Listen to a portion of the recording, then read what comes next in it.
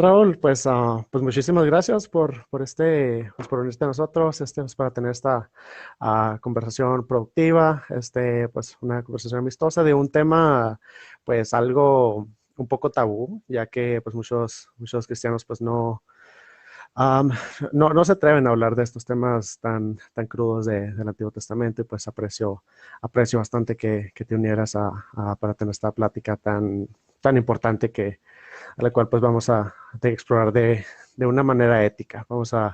Ya que pues muchos ateos pues atacan el Antiguo Testamento de una manera condescendiente, diciendo que las acciones de Dios son inmorales, pero pues nosotros tenemos unas opiniones un poco diferentes, ya que somos cristianos y pues vamos a explorar esos puntos de vista.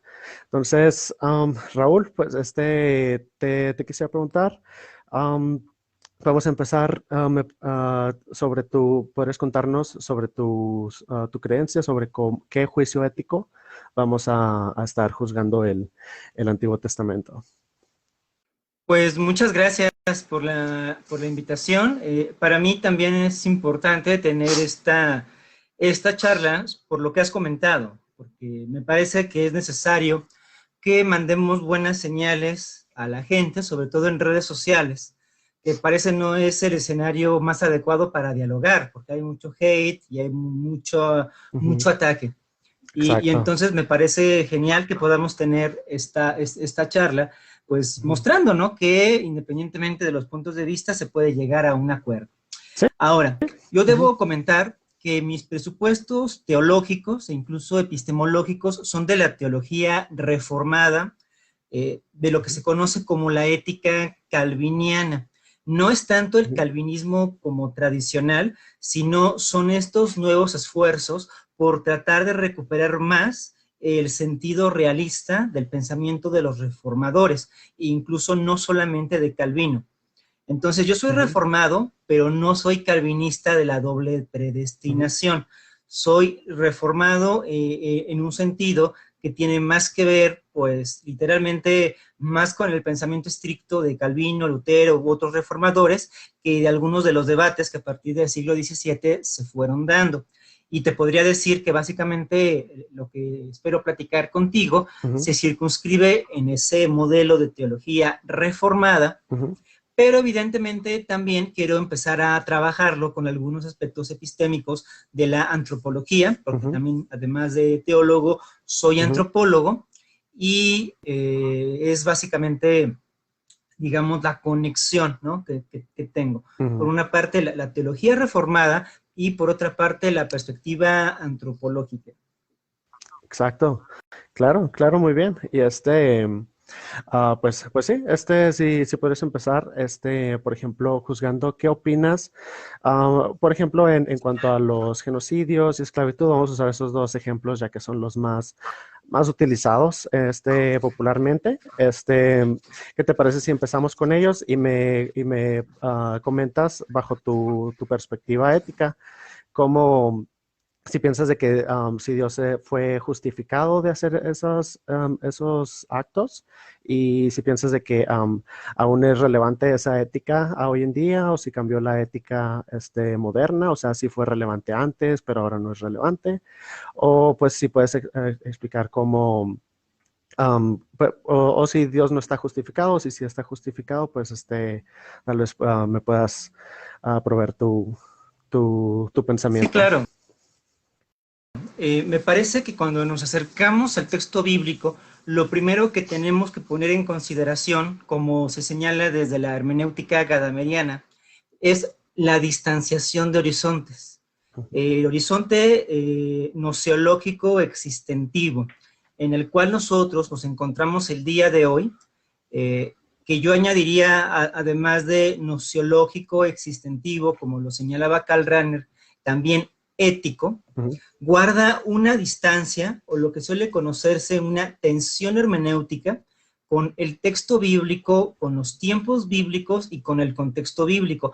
Vamos, median más de 2 milenios de diferencia, muchísimos kilómetros de distancia y también pues perspectivas culturales muy distintas. Entonces, quiero que tengamos en cuenta esta tensión hermenéutica que se mantiene en nosotros como lectores de la Ujú, Biblia, porque no es un libro que haya salido de la imprenta aquí en América, ujú, pues viene de otros lugares, en claro, otro contexto. En ese sentido, claro. lo que nosotros encontramos en el Antiguo Testamento es un registro de fe del pueblo de Israel que se fue concretizando a lo largo de los tiempos y conforme fue pasando los procesos sociales de consolidación de la nación judía, que terminará de hacerse alrededor del siglo III antes de Cristo, Ujú, que es de hecho cuando empiezan a aparecer las versiones ya del Antiguo Testamento más completas, como la Septuaginta. En ujú, ese sentido, a mí me parece que lo que nos topamos en el Antiguo Testamento con lo que estás comentando, que tiene que ver con el tema de los genocidios, corresponde a un contexto histórico patriarcal de luchas y de conflictos tribales y además en conflictos bélicos que había en el antiguo cercano Oriente, en donde efectivamente el genocidio y el exterminio eran parte de los acuerdos o de los códigos culturales bélicos que había en aquella época. Lo que nos ujú, presenta el registro bíblico, por lo tanto, es un palpable y manifiesto testimonio de ese horizonte histórico-cultural. ujú. Ahora, visto desde esta perspectiva, evidentemente no cabe en la cabeza pues hablar de genocidios y no podemos justificar ningún tipo de genocidios. De lo más reciente que hemos tenido, como fue la guerra de los Balcanes, en todo lo que tuvo que ver con el conflicto en la ex Yugoslavia, lo que hemos estado viendo que está pasando en el Congo, lo que estamos viendo que está pasando en las guerras intestinas de América Latina, es completamente intolerable. El genocidio, el día de hoy, Ujú, es de un repudio ético absoluto ujú. y total. Ahí me parece no hay para dónde hacerse. Rechazamos Ah, completamente este tipo de Dime. actividades. Cuando Ujú. leemos, sin embargo, la Biblia, ajá, te escucho. Sí, bueno, te iba a preguntar, entonces, no sé si comprendí muy bien tu posición, Sí, sí, pero sí, no, dime, dime. podrías decir que tu posición básicamente es de que los israelitas estaban obligados a tener ese tipo de situaciones en las cuales son de vida o muerte, y lo que estás tratando de decir es de que ellos estaban forzados a tener ese tipo de situaciones, pero hoy en día ¿crees que algo cambió, que hay algo diferente y de que no se podría justificar ese tipo de acciones de los israelitas, tanto como de muchos de que fueron por orden de Dios mismo?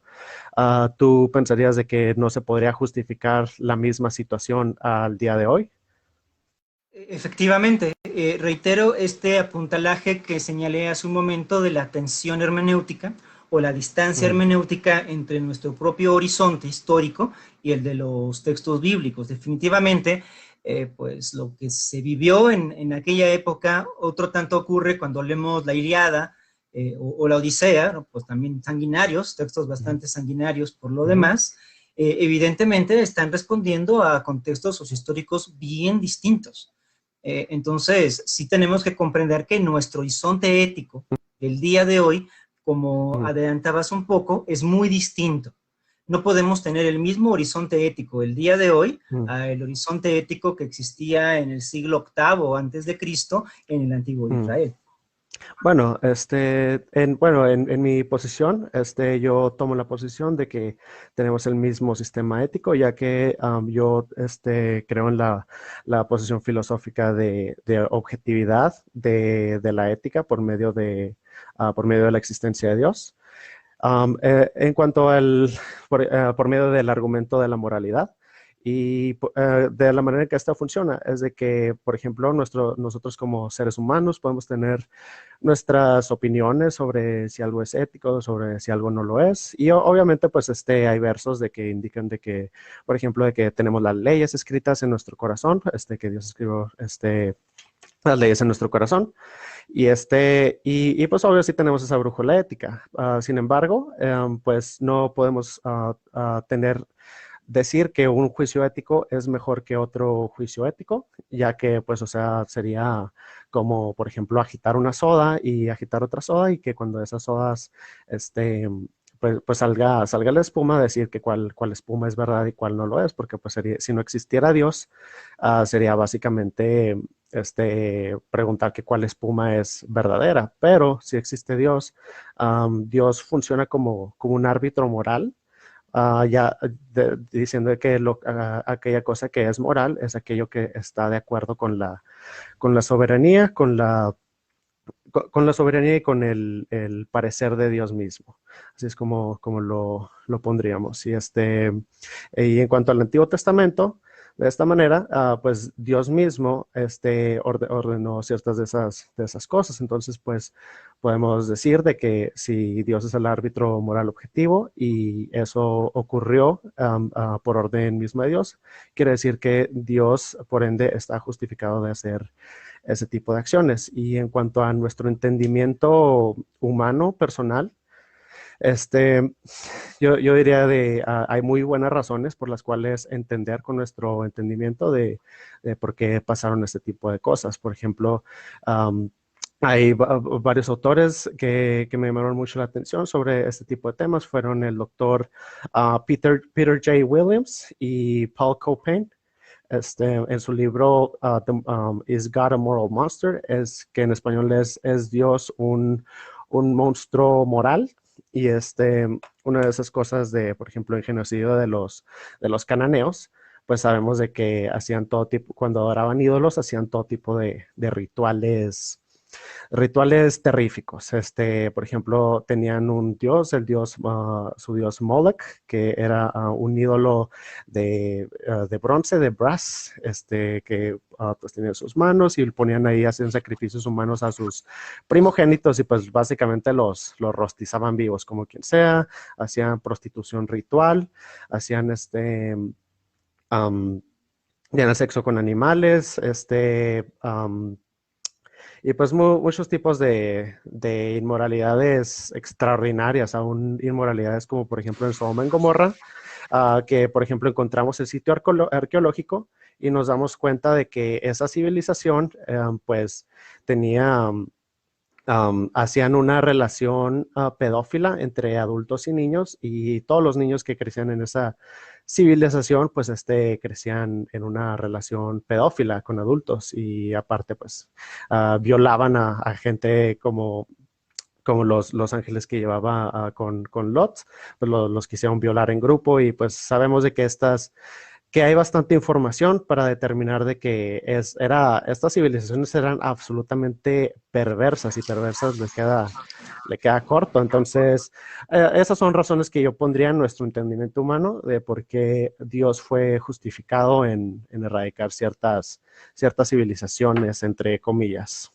Bueno, me parece que quiero sentar un punto teológico. Dios no puede ser justificado porque Dios nos justifica a nosotros, no al revés. Nosotros no tenemos ninguna autoridad humana para justificar a Dios, porque dice Romanos 5.1, justificados pues por la fe, tenemos paz para con Dios, y esto no de nosotros, sino de nuestro Señor Jesucristo. No es nuestro Amén. papel justificar a Dios. De hecho, si tú consideras a Dios como el absoluto moral, no tendrías que justificarlo, únicamente acatarlo, porque a fin de cuentas Él estima el baremo que se utilizará a nivel ético. Entonces, creo que no es un asunto de justificar a Dios, no nos corresponde. En Jueces capítulo 11, Jefté sacrifica a su hija del mismo modo que hacían los cananeos. Sin embargo, ¿tú estarías de acuerdo entonces en que ahí Dios tuvo que haber aniquilado al pueblo de Israel por Jefté al haber ofrecido a su hija en sacrificio? ¿Puedes repetirme la última pregunta? Sí, en Jueces 11, Jefté sacrifica en nombre de Jehová a su hija virgen. La ofrece en sacrificio y la termina ofreciendo, como tú comentabas, que ofrecían a los hijos al dios Moloch. Del mismo modo, Jefté sacrifica a su hija. ¿Tú considerarías que Dios tuvo que haber entonces aniquilado al pueblo de Israel por este acto asesino de Jefté? Pues de hecho, Dios ha castigado a Israel en muchas situaciones, o sea, no sería No, pero a nivel de la primera genocidio y vez que los... desaparecerlo. pues Ajá. yo pienso que no, Hablamos de genocidio.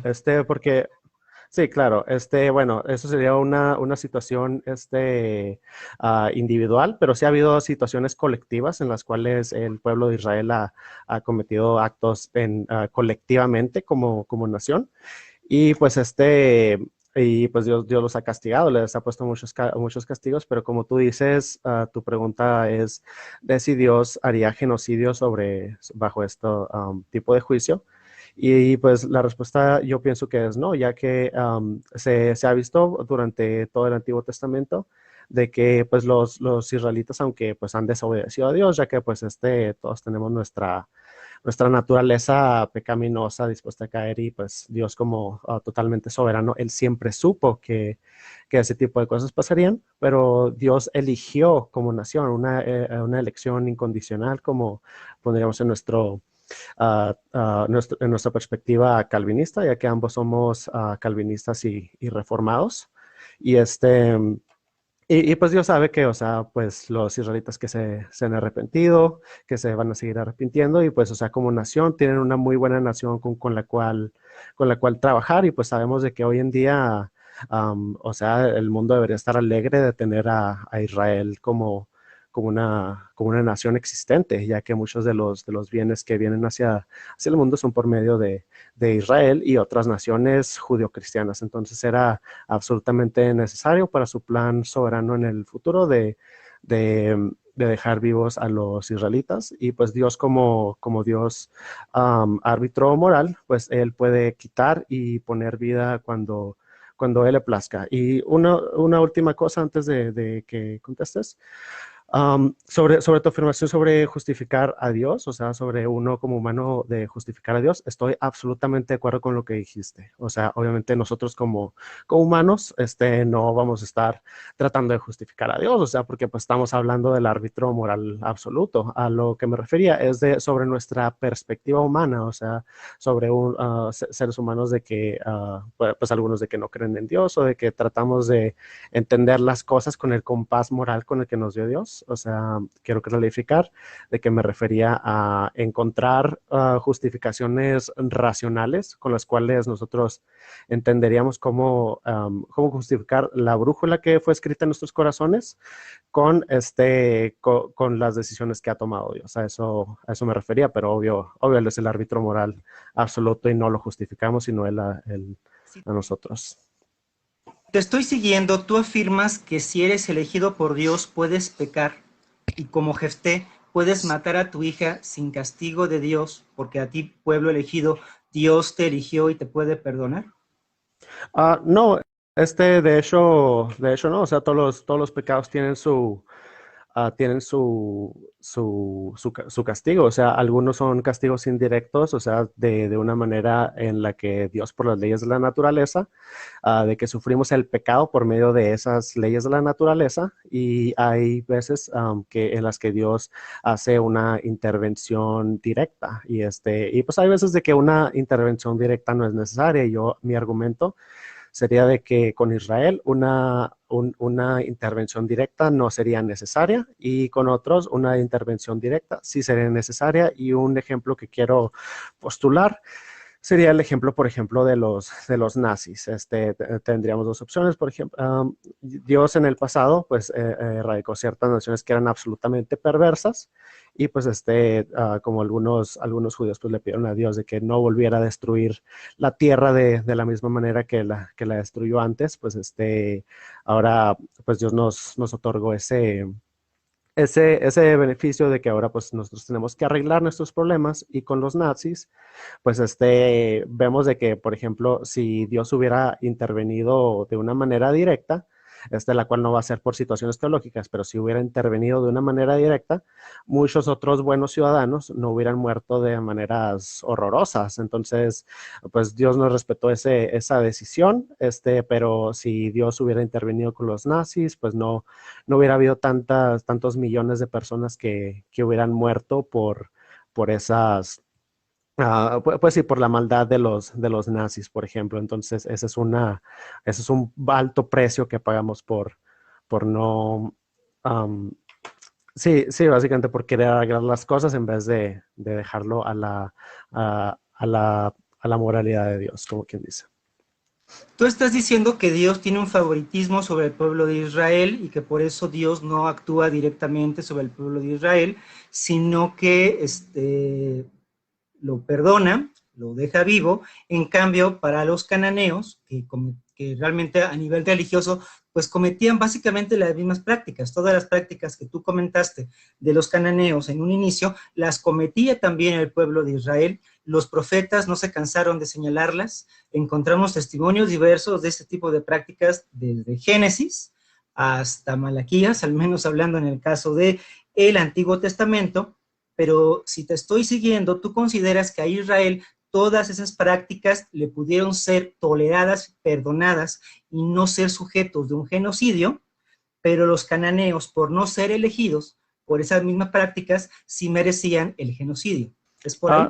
No, no, de hecho no, o sea, yo pienso que son situaciones diferentes, ya que, por ejemplo, los cananeos, si notamos en el Antiguo Testamento, nos damos cuenta de que Dios le permitió a los cananeos 400 años para arrepentirse. 400 años es más que suficiente, entonces pienso que si que uno quisiera hacer una postulación moral de que hubo o sea, de que porque se hizo un juicio diferente, tendría que haber una refutación sobre los 400 años que se le proporcionó a los cananeos en comparación al tiempo que se le otorgó a los judíos para arrepentirse. Y sabemos de que en muchas maneras siempre terminaban arrepintiéndose los judíos y pues, o sea, es todas unas historias de cómo los judíos se van y vienen con los planes de Dios.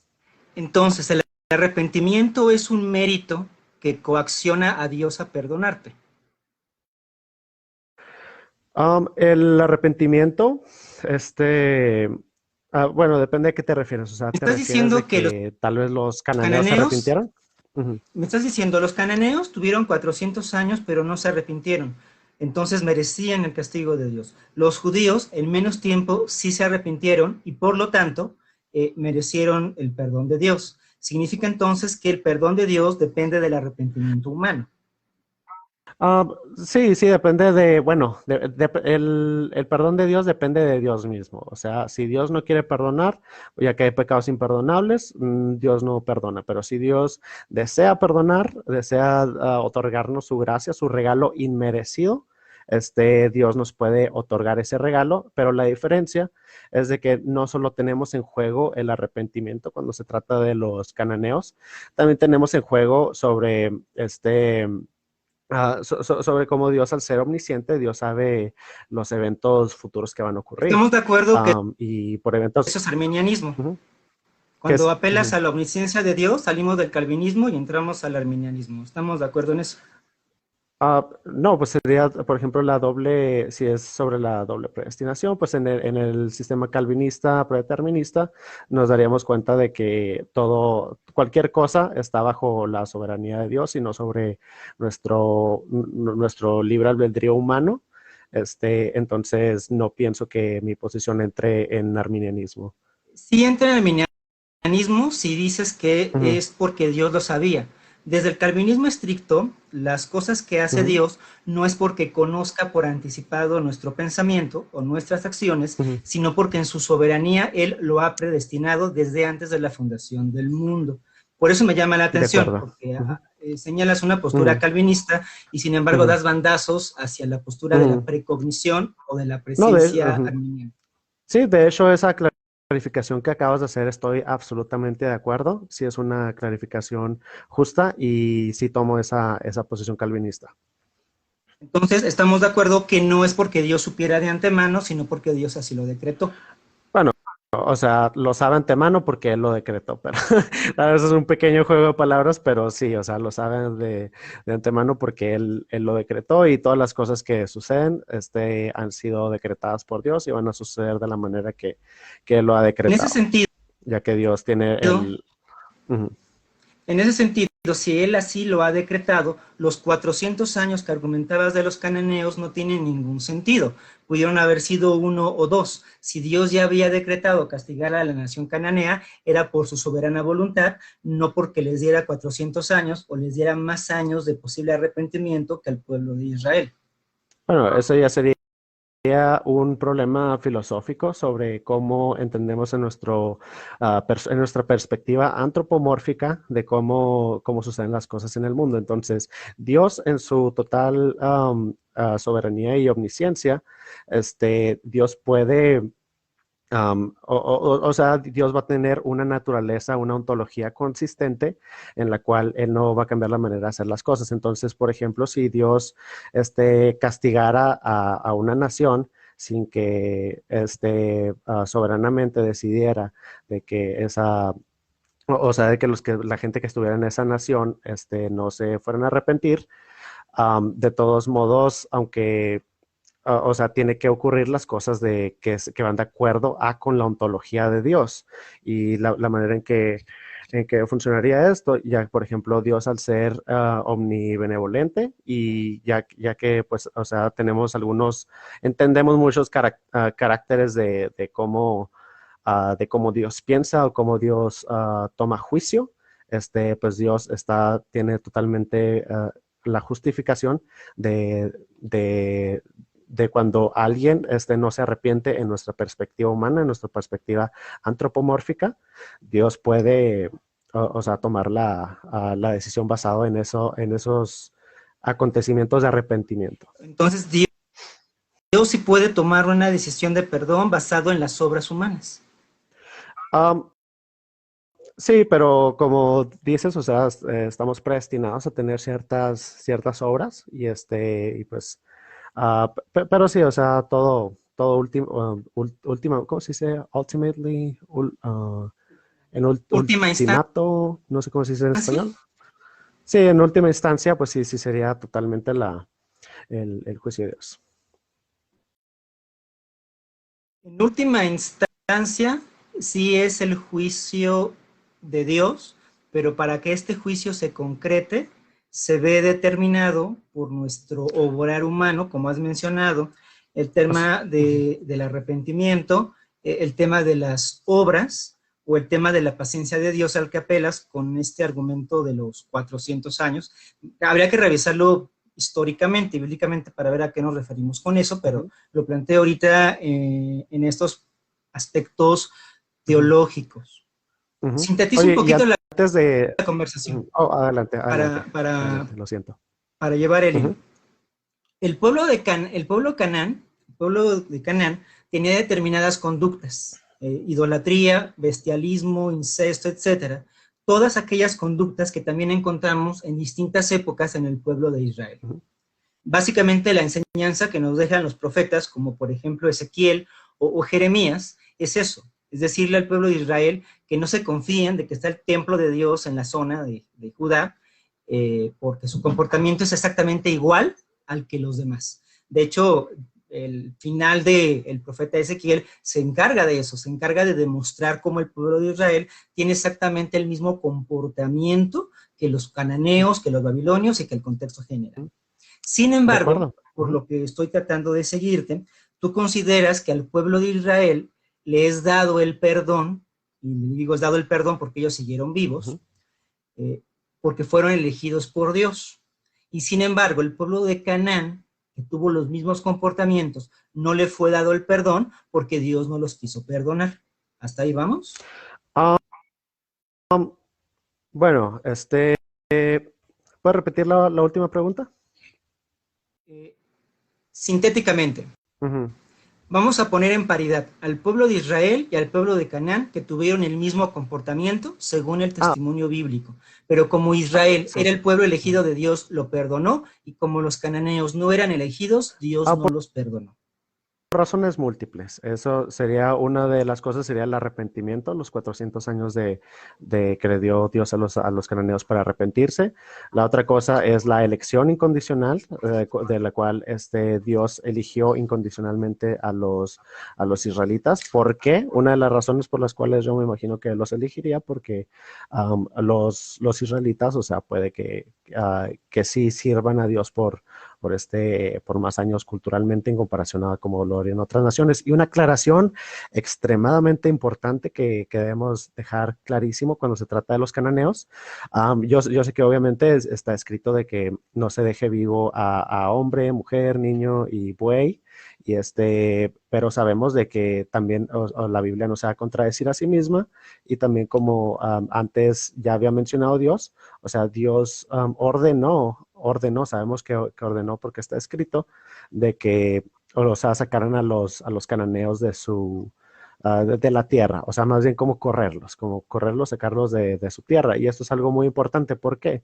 Porque sabemos por estudios históricos de que no fueron exterminados por completamente, entonces no fue un genocidio como lo tratan de pensar. Entonces, la posición del doctor Paul Copain es de que eso el verso sobre de que dijo que se tenía que eliminar todo, que era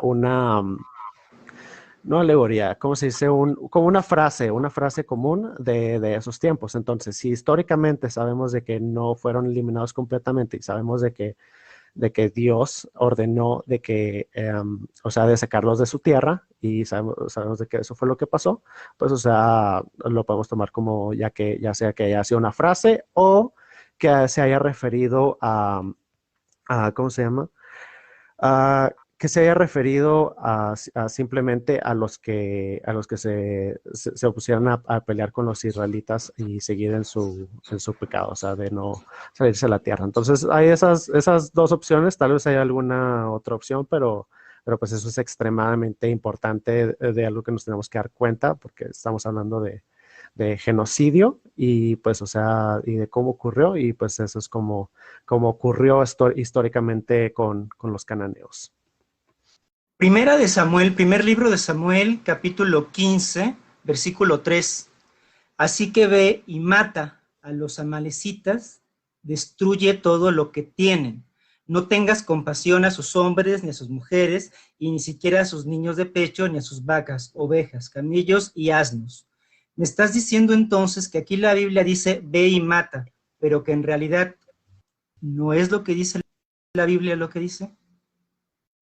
Mm, No, o sea, tienes que siempre tener la luz de ambos versículos. O sea, uno tiene que darle luz a un versículo con otro versículo. O sea, los tenemos que sintetizar, los tenemos que am, aclarar de una manera unida. Y pues de la manera unida, o sea, de la misma manera que tú quieres que pelee con este verso, tú tendrías que pelear con el otro verso y justificarlos también de alguna manera.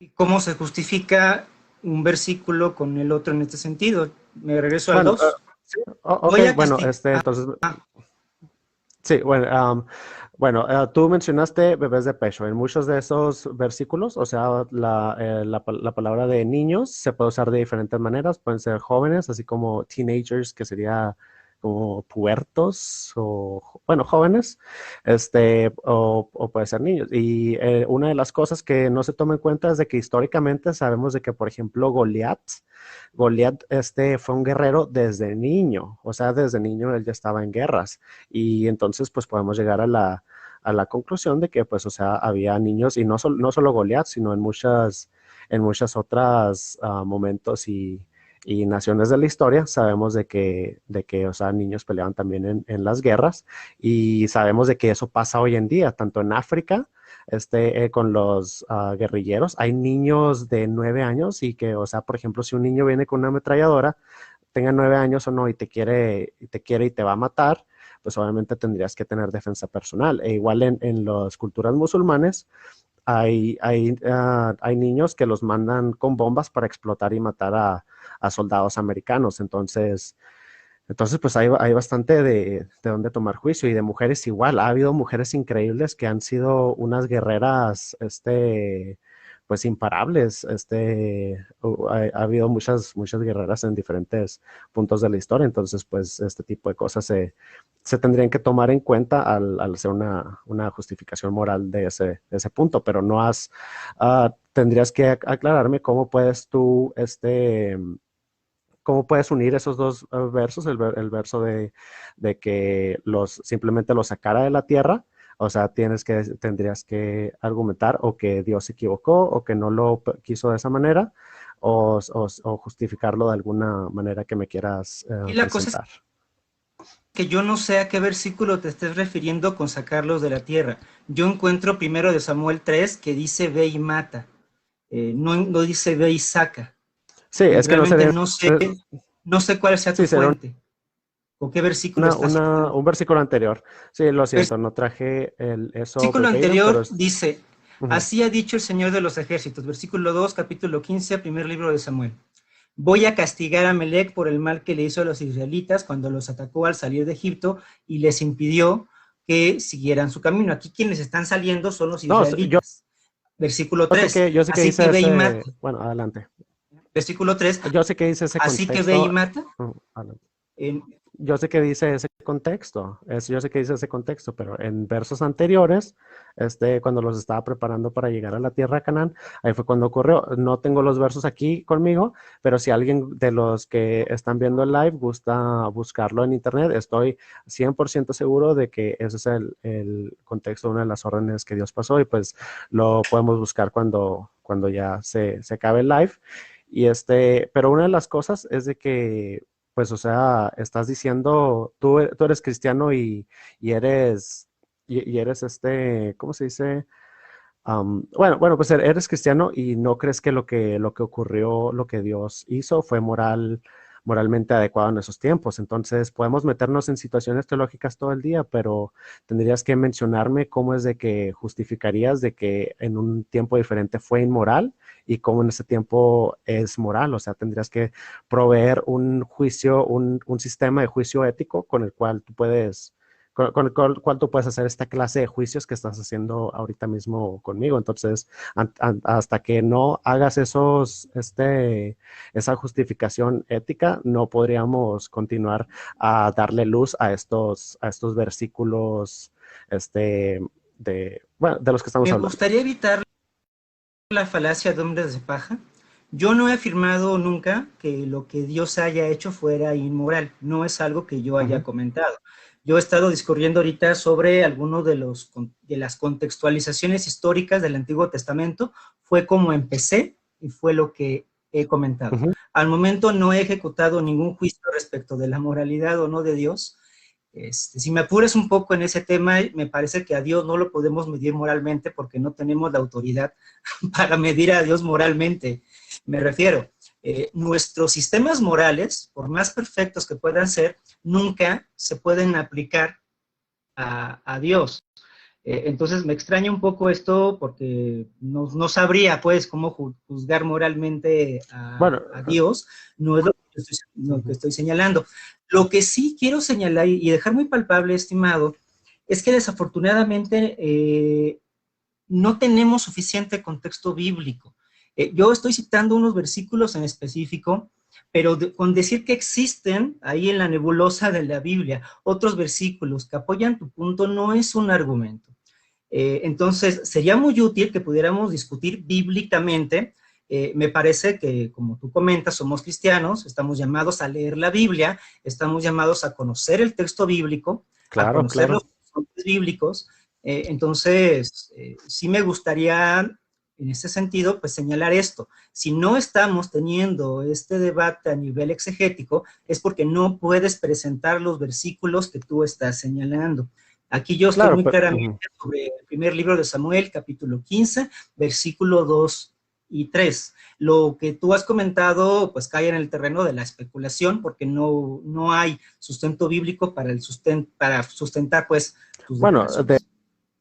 hecho, eso me parece algo que no es para nada correcto, ya que tú estás diciendo de que estamos en un debate teológico y obviamente la teología sí incluye bastante en esta conversación, pero tú estuviste de acuerdo en tener una conversación sobre el juicio ético del Antiguo Testamento y entonces es una pregunta sobre ética y la ética está sobre las ramas de la filosofía. Estamos hablando de una pregunta ética, moral y filosófica. Entonces, pues simplemente escudarse con posiciones teológicas, simplemente porque no puedo, no recuerdo los versos específicos, los cuales, pues, o sea, te entiendo, yo pude haberme preparado mejor los versos específicos, pero también pudiste haber preparado, un caso ético, un caso sobre moralidad, de cómo vamos a hacer estos juicios sobre el Antiguo Testamento. Y una cosa que quiero aclarar también es de que yo no estoy argumentando de que tú dijiste de que el caso del Antiguo Testamento es inmoral. Yo digo de que lo que yo entendí sobre lo que tú dijiste es de que los tiempos cambian y sobre estos tiempos modernos, en este juicio moderno, que se podría argumentar de que lo que pasó en el Antiguo Testamento sería inmoral bajo este sistema de ética moderna. Entonces, yo te quiero preguntar, ¿cómo es de que justificas con el juicio ético moderno? ¿Cómo justificas de que es moral hoy, de que ya no es moral hoy en día, de que es algo, una monstruosidad hoy en día, pero de que antes, en los tiempos del Antiguo Testamento, que fue moral? Reitero, estamos discutiendo sobre ética del Antiguo Testamento y es lo que he estado haciendo estos minutos. Cosa muy distinta a someter a Dios a juicio moral, que es lo que comentaba hace un momento y de lo cual yo me desligué porque no son categorías que se puedan aplicar. Bien. Estamos sobre el Antiguo Testamento y precisamente estamos discutiendo sobre la ética del Antiguo Testamento. De eso se trata esta charla. El tiempo que hemos estado hablando aquí ha tratado sobre ética del Antiguo Testamento, no sobre enjuiciar a Dios, que incluso muy pronto lo dije en la conversación cuando señalé que no podíamos tener ningún tipo de autoridad para justificar a Dios. Ahora, respecto de este punto, pues yo me voy a basar en la teología precisamente reformada y en el entendimiento reformado del Antiguo Testamento. Nosotros conocemos desde la teología reformada que el Antiguo Testamento son los tipos, a veces se les decía son las sombras de lo que posteriormente va a ser revelado en el Nuevo Testamento. Y reformadores diversos, no solamente pues calvinistas como hubo en el siglo XVII, mismo Lutero, que tenía muchísimas reservas hacia el Antiguo Testamento, reservas morales, en el sentido de que, por ejemplo, Lutero rechazaba el libro de Esther, porque lo consideraba únicamente por costumbres judías. Y a fin de cuentas, únicamente señalaba la Torá o señalaba el Pentateuco como la norma moral que habría que seguir. Históricamente, también en la tradición reformada, se ha considerado que las partes narrativas del Antiguo Testamento no son en modo alguno prescriptivas para la ética de la Iglesia.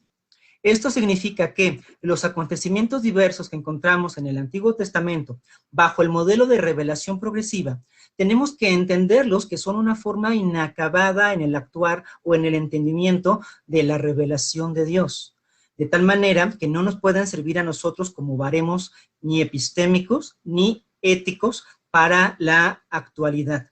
Porque por más que pueda sostenerse que la revelación de Dios es absoluta, fue revelada a lo largo de la historia. Y eso también se sabe desde la teología reformada, la luz para poder interpretar el Antiguo Testamento es la revelación de Jesucristo y es el Nuevo Testamento, no el Antiguo Testamento en sí mismo. Entonces, si tú me preguntas, ¿lo que ocurre en el Antiguo Testamento puede ser inmoral relacionado a lo que ocurrió más adelante? No pongamos la época moderna. Lo que ocurrió en el Nuevo Testamento con la revelación de Jesucristo, te diría, por supuesto que sí. Los fariseos le reclamaron a Jesús, oye, la carta de divorcio, y él dice, por la dureza de vuestros corazones.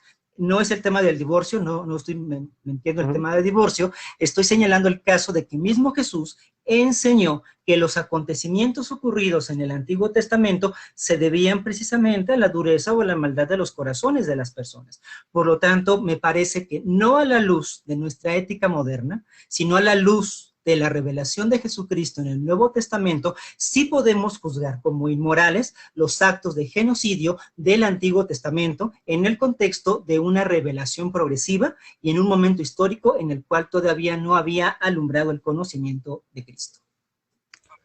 Muy bien, aunque no estoy, la verdad no estoy de acuerdo con eso y quiero presentar mi caso sobre cómo funciona la revelación progresiva y la relación del Antiguo Testamento con el Nuevo Testamento en la forma de sombras, de cómo se dijo de que la Torá funciona como de forma de sombras a la ética del Nuevo Testamento. Y lo que pienso que es el error en esta explicación que provees. Bueno, voy a presentar mi explicación. Para empezar, las obras funcionan de una manera, por ejemplo, imagínate que para una calle tienes un semáforo o tienes un stop sign, ¿cómo se dice? Un alto. Tienes un alto y pues, por ejemplo, un alto sería una sombra de que debes de amar a los otros conductores, de que debes amar a los otros peatones, de que tienes que respetar al turno de otros en la calle, etcétera. Y de esta misma manera, las 613 leyes de la Torá, son una alusión como sombras a algo más objetivo. Por ejemplo, por ejemplo, para un bebé, o un niño, cuando nosotros queremos educar a un niño, por ejemplo, ponemos reglas como por ejemplo, no te subas al techo o a la escalera porque te vas a caer y te vas a matar. Entonces, la regla, la sombra sería la regla no te subas al techo, pero la verdadera substancia sobre de cómo debemos entender la relación entre sombra y la verdad es de que en este caso de subirse al techo, sería una sombra de que yo te quiero, yo te amo como mi hijo, yo te amo como ser humano, y es una regla para yo preocuparme de que por tu seguridad, para que no te vayas a matar, que no te vayas a ir al hospital, que no vaya a haber una cuenta del hospital tremenda y muchos otros problemas que se causan si el niño se cae de la azotea. Entonces, y eso sería mi explicación sobre sobre la relación de sombras y el Nuevo Testamento. Y quiero también proveer mi explicación sobre sobre la revelación progresiva, de cómo funciona la revelación progresiva. Funciona de la misma manera de cómo funcionan las sombras. No es una contradicción, o sea, de que si es progresivo, o sea, no puede ser contrario, tiene que ser consistente sobre las bases morales con las que se empezó, por eso tendría que ser progresivo.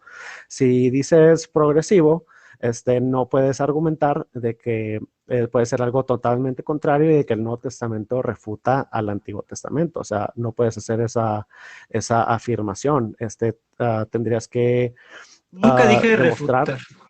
no refutar, bueno, que Nunca es contrario, que dije que fuera contrario. ujú, Dije, repito para que pueda quedar claro, claro. la interpretación del Antiguo Testamento se tiene que hacer a la luz de la revelación de Jesucristo en el Nuevo ¿Y Testamento. son consistentes estos o no son contradictorios? Porque lo que te entendí que habías argumentado antes fue de que, o sea, sabemos de que algo es moral hoy en día por la situación moral del Nuevo Testamento, en comparación de que sabemos de que el Antiguo Testamento en tu posición, de que no es moral hoy en día bajo la luz del Nuevo Testamento. Entonces, quiero saber cómo conectas esos puntos, cómo haces esa justificación. Sí, claro, la revelación progresiva, como se establece en diversas teologías sistemáticas, como la teología sistemática de Luis Berkhoff, nos establece que es una revelación que va actuando a lo largo de la historia y que precisamente se llama progresiva porque va corrigiendo el modo moral de las sociedades. De tal manera que dentro de las revelaciones progresivas sí pueden considerarse como menos morales estadios anteriores en esa revelación. Es algo que se establece desde las teologías sistemáticas, porque si no, no habría progreso y todo sería igual. Los patriarcas tenían un sistema matrimonial basado en la poligamia. Sin embargo, más adelante se pasó a la monogamia. Entonces, me parece que sí hay una diferencia entre monogamia y poligamia. Entonces, si nosotros queremos decir entonces que el día de hoy podemos ser polígamos, porque en el Antiguo Testamento había poligamia con los patriarcas, y la revelación de Dios es consistente y no se contradice, tendríamos que valorar la poligamia exactamente al mismo nivel ético que la monogamia. Sin embargo, la revelación progresiva en ese establecimiento de un avance moral respecto de los estadios anteriores sí nos capacita para entender que cuando miramos al pasado bajo la luz de la revelación de Jesucristo, sí podemos tener un juicio ético sobre los pecados y sobre los acontecimientos del pasado. En este caso te pongo la poligamia de los patriarcas, que el día de hoy me parece que no sostendríamos. Termino con esto para poder pasar, yo creo que a una síntesis para que podamos hacer el cierre. En el caso de los genocidios, aplica exactamente lo mismo. El día de hoy, los genocidios, yo te recomendaría un poco también de prudencia en ese sentido, porque estamos en un diálogo público. El día de hoy, los genocidios son totalmente inaceptables. Reitero, los casos que se viven en África, los casos que se viven en la ex Yugoslavia, en América Latina, la bomba que acaba de mandar Biden a Siria, ese tipo de actos son éticamente inmorales. Yo te diría, ciertamente, no solamente en nuestros días, también en el pasado lo eran.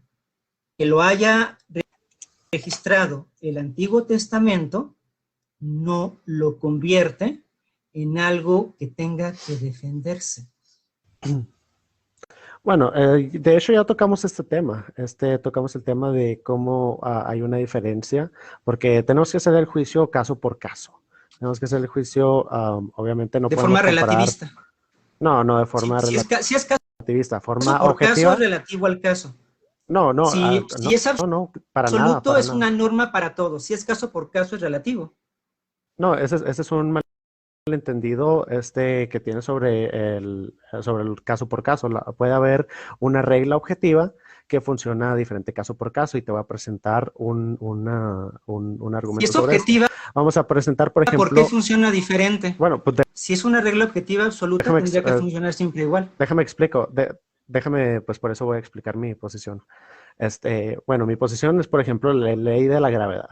La ley de la gravedad sabemos de que, o sea, funciona de la misma manera y no la vemos cambiando, no la vemos cambiando en diferentes maneras, o sea, siempre va a ser consistente y va a funcionar de la misma manera, por eso es una ley, Entonces, pon, por ejemplo, cómo funciona la relación entre objetos, la relación situacional con la gravedad. Pon, por ejemplo, una pluma. Cuando una pluma está bajo la misma gravedad que una bola de boliche, pero la pluma, al haber otros factores, un caso por caso, en el caso de las corrientes de aire, o en el caso de pues, la estructura que no es tan aerodinámica como la de la bola de boliche, o tal vez, no sé, bueno, hay diferentes tipos de factores, entonces es la misma ley objetiva incambiable, pero cambia caso por caso basado en otros factores del ambiente en el que se está actuando. Dices, es incambiable, pero cambia caso por caso. Sinceramente no comprendo. No, eso no es lo que dije para lo acabas nada. Yo lo de decir, revisa la definición después. Dijiste, es incambiable, pero cambia caso por caso. No, bueno, lo que me refiero que es incambiable es la ley. Lo que cambia caso por caso es la relación entre la ley y el objeto del cual estamos hablando. Eso es a lo que me refería. Si lo dije de la otra manera, me disculpo, pero no es para nada mi posición. Cuando un objeto se va acercando al vórtice de un hoyo negro, el modelo de gravedad cambia por completo y no funciona igual. La gravedad no funciona igual aquí en la Tierra que en Marte, ¿no? Ahora que tenemos por allí una navecita que ha expedicionado, cambió. La ley de gravedad, como se aplica 9.81 metros sobre segundo cuadrado aquí en la Tierra, es relativa a la Tierra, relativa al sistema masa-materia que encontramos aquí en este sistema. Cuando cambiamos de sistema, como por ejemplo un hoyo negro, entonces la misma ley de la gravedad también cambia. Entonces, me parece un poco desafortunado el ejemplo en relación a la No, gravedad.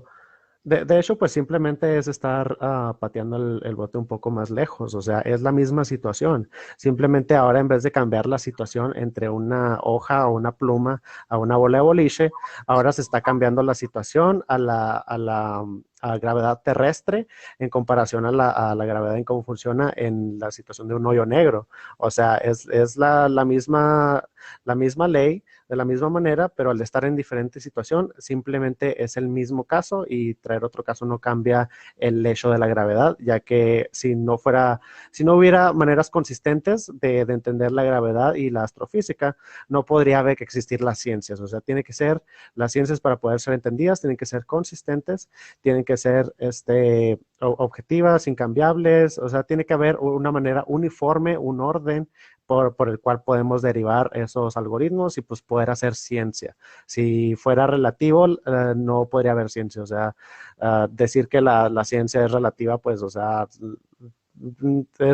sería, sería algo extremadamente ilógico decir que es Sí, yo no relativo. he dicho que la ciencia sea relativa en realidad, ¿eh? Lo que retomo de lo que estás comentando es que la ley funciona dependiendo de la situación.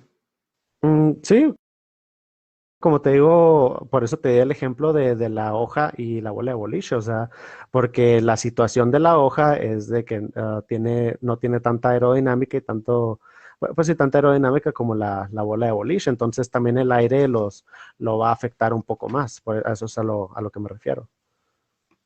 Ok, no sé si se vea. No, creo que no se ve. Tengo una función No, X. disculpa. Sí, es que no estaba preparado, pero si ponemos a X en función de Y, significa que entonces X va a ir cambiando conforme varíe el valor de Y. En esta ecuación de X en función de Y, tenemos a X la ley establecida y a Y la situación. De tal manera que conforme tú estás señalando, si Y cambia y en lugar de una bola de boliche es una pluma, entonces X va a cambiar. En esta simple ecuación, la ley es relativa o dependiente de la situación. Lo que tú estás exponiendo es un relativismo situacional. No sería relativismo situacional, sería objetivismo situacional. O sea, las mismas cualidades objetivas simplemente cambian bueno, o sea, siempre hay esas reglas, pero, o sea, se manifiestan de una manera diferente en situación por situación. Pero no sé por qué estamos hablando de Porque es esto, o muy sea, estamos sencillo. hablando Si cambiamos la del ley Antiguo de gravedad Testamento. por la ley de Dios, si cambiamos ley de gravedad por la ley de Dios, creo que o sea, creo que está bien. O sea, esto que estamos Ujú, comentando, creo que es el quid ujú. de este asunto.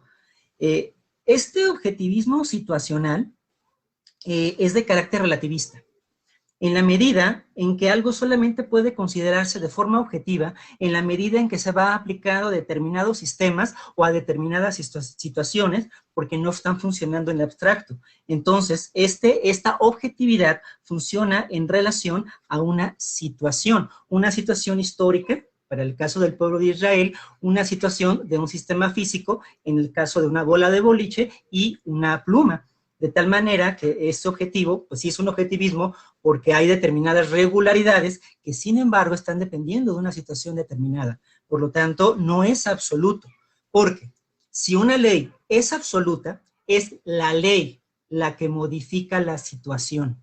Es la ley la que transforma la situación, no la situación la que transforma la ley. No, no, y de hecho yo no dije lo contrario, de hecho estoy absolutamente de Es, acuerdo con esta última afirmación que acabas de hacer. ajá. O sea, la ley es absoluta y simplemente las situaciones, de la manera en que las observamos, esas situaciones se manifiestan manera diferente alrededor de esta ley objetiva y, sí, bajo esta ley objetiva absoluta.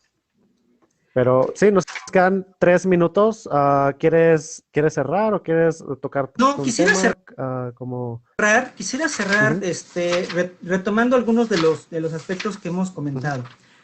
A ver, impresiones que yo me quedo de esta charla. Te asumes con una postura calvinista, pero hay dos puntos que voy a señalar que ya se han discutido y únicamente los quiero puntualizar. Ya, pues que cada quien tome su propia Ujú. decisión. Tú apelas al término de la presciencia de Dios, el hecho de que Dios conocía de antemano predestinó y había conocido de antemano las acciones humanas y que por eso puede perdonar a unos y no perdonar a otros en relación a la presciencia. No para argumentarlo, no nos da tiempo, cada quien tomará sus decisiones, pero apelar a la presciencia de Dios no es un postulado calvinista, es un postulado arminiano.